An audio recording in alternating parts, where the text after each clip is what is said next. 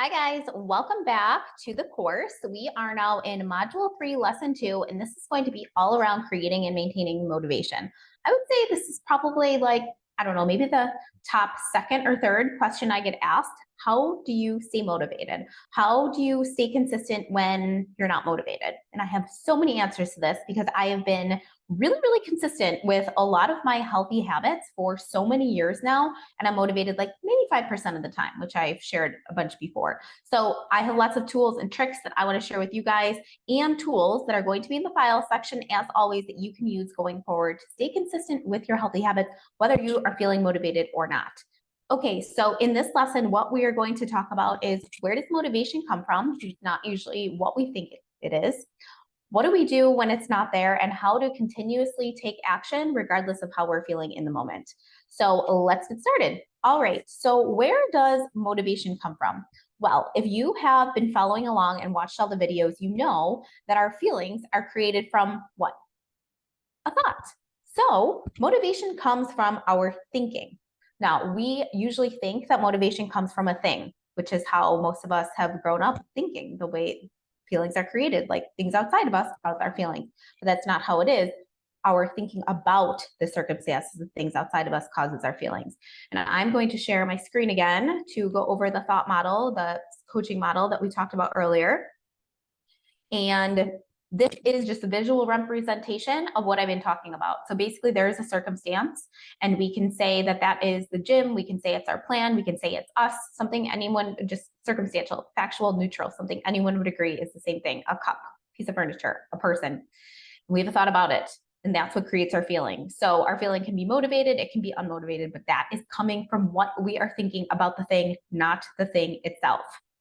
So the cool thing about this is we have control over our thinking. So when we are not feeling motivated, we can change what we're thinking, or we can rely on something else, which I'm going to talk about in a minute. The problem is, most of us think that when we don't feel motivated, that's a problem and we should stop and we should turn around, and that it couldn't be the furthest thing from the truth. Because like I said, I'm motivated about 5% of the time. The key is to learn how to continue to take action when you don't have motivation. So now that we see this, let's see if it's the very next screen or it's another one. Oops.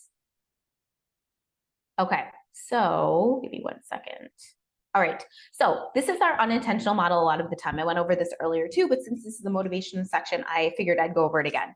So how do we create it? Basically, we know that our goal, if we're having the feeling of unmotivated, we have some kind of thought that's driving that. That's maybe like, I don't want to get up, I don't want to do this, I don't feel like this isn't working.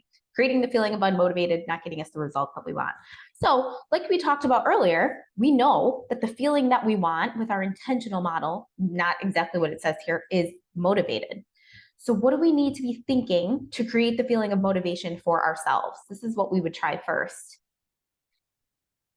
Sorry. Okay, so if we know we want the feeling of motivation, what do we need to be thinking? I know what works for me. You guys have to think about what works for you.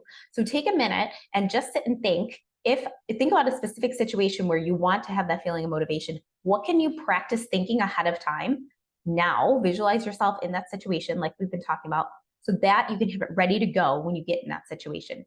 I always share I do this every single morning when I go to wake up to go to the gym, because I wake up fairly early in the morning and I never feel like going, and I always want to go back to bed. I have a thought ready every single time so I can reignite my motivation, and if not my motivation, my commitment, my drive, my dedication to get myself to the gym. So what would that thought be for you? For me, it's always something like, I committed to this, so I'm doing it. I follow through with what I say I'm going to do, and I said I was going to do this. Or I know I'm going to feel so much better if I do this versus when I don't. So one of your action items is to figure out what are those thoughts for you, and you can always reflect back to your why, your motivation that we already created in a previous lesson. What is that why for you that you can practice thinking every single time, ahead of time, and then in the moment when you are not feeling motivated? So the second piece of this is, what do we do when motivation is not there, when we can't create it? We have tried that and it is just not helping us. What do we do instead? Well, I always like to say motivation is myth, because we do not need it. I have heard before that we just feel like entitled to be motivated to do things, that like we should feel inspired and motivated. Yeah, definitely doesn't need to happen. Like, lots of people have created amazing things and they do not feel that way every single day. Like I've told you, I have not either. So what do we do in that moment? We can do a few things, but the number one thing that works for me is relying on a different feeling. What is the feeling that you can drum up to get yourself moving in the direction that you want? For me, a lot of the time it's commitment, it's dedication, it's something that is driven, like the feeling of driven. And it goes back to still creating a thought for yourself that's going to help you feel that way in the moment. And the thought that I mentioned before, which is I committed to this, that's not getting me to feel motivated. It's getting me to feel driven and committed. So you have to be super committed. And then how can you bring that in to those moments when you're not feeling it? So you're not looking for motivation. You're looking for that commitment, that driven feeling in that moment. So that's what you can do when you just can't find the motivation. So another thing you can do is stop thinking and start doing. Now, I've been talking a ton about thinking and mindset, but sometimes we just need to turn our brain off and put our sneakers on. What is the very next step? The one little micro step that you can take to move forward with what you want to do. Sometimes it's literally putting your gym clothes on, putting your sneakers on, and getting in the car. Sometimes it's like, you know what? I'm just going to get myself to the gym.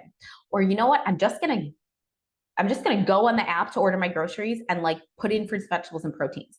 Or I'm just going to download a meal plan. What is that very next step? The tiny thing that you can see yourself doing to move closer. Because usually when we can get ourselves over that next hump, we can keep going. The next thing is focus on, well, I kind of already touched on this, but focus on the easiest next step. Like what is kind of feeling easy? What doesn't feel that hard?